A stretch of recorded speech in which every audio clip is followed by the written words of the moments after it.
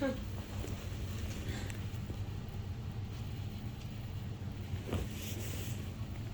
you get them?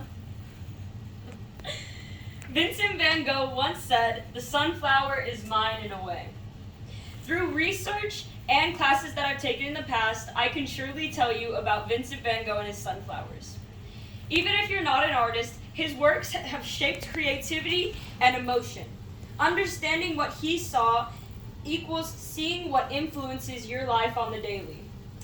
Now, Vincent van Gogh loved sunflowers so much, he put time, emotions, and even an ear into his art series. Vincent van Gogh's Sunflower Series. That's what I'd like to talk to you about today. I'd like to talk to you about the techniques he used, his emotions behind the paintings, and how it affected others.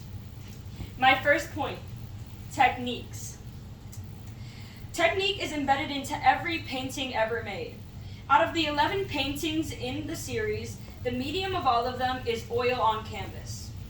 Another technique he used is impasto. Impasto is when you take paint and you layer it thickly so it creates texture on the canvas. With this texture, it creates a bold 3D look that attracts the viewer's eyes. The colors that he would use were bright, passionate colors. Mainly, he would use the color yellow in shades such as cadmium yellow, chrome yellow, and yellow ochre. He also used colors such as lead white, Prussian blue, vermilion, and emerald green. Chrome yellow was a very expensive color in the 1880s, and despite Vincent van Gogh's poverty, he would use that color anyway for the pursuit of beauty and the passion of his paintings. The last technique I would like to talk about today is composition. He would use his lights and darks with very precise image, making his paintings come to life. He would also use circular arrangements in his flowers to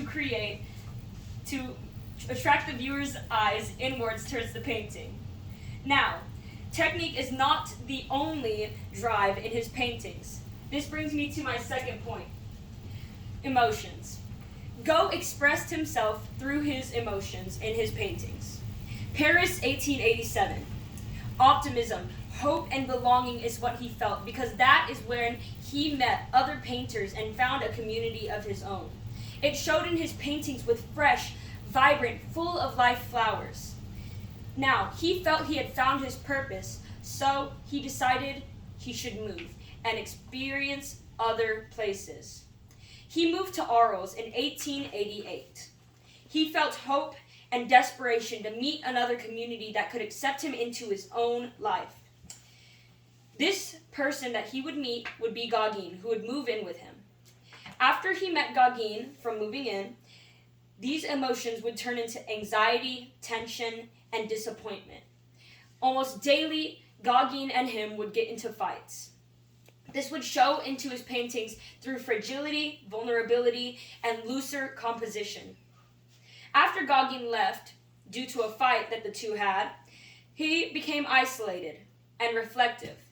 This had shown through his paintings when he found meaning in being alone. He painted for himself. He needed no confidence from others. Now, this brings me to my third point.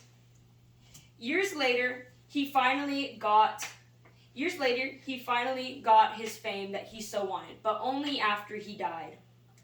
This is the third point, the effect he had on others when he became famous. He inspired many people. One of these people is Gogh. Despite their rough falling out, in 1901, Gogh created 4 canvases while in Tahiti, all about sunflowers. Van Gogh had left a mark. Another example is Tate's Van Gogh and Britain exhibition. More than 50 works were put into this exhibition, all inspired or painted by Van Gogh. Generations of artists, all inspired by Van Gogh's paintings. And lastly, Rahul Mirsha, a fashion designer inspired by his Sunflower series too. With his 3D embroidery, he created clothing for the City of Lights show. Many people from all over came to see works inspired by Van Gogh. he had truly left his mark. Now, in conclusion, I've talked to you about the techniques. Every stroke that he did mattered to his paintings. The emotions he had in his paintings drove further and further by his happiness and his sadness combined.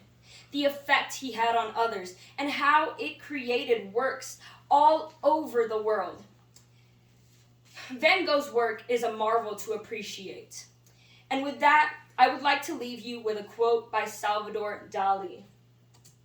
A true artist is not one who is inspired, but one who inspires others. Thank you. Yay.